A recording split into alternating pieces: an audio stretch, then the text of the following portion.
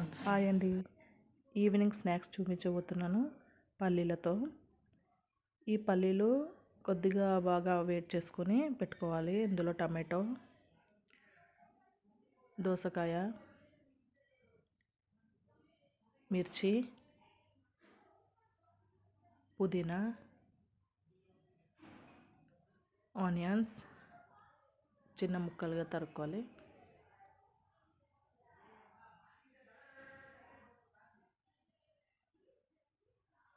కొత్తిమీర, కొద్దిగా పెప్పర్,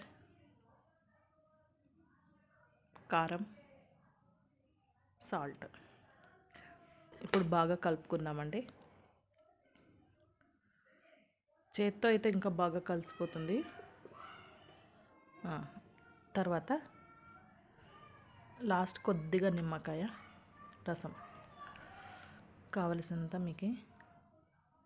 ఇప్పుడు మనకు కావలసిన స్నాక్ రెడీ.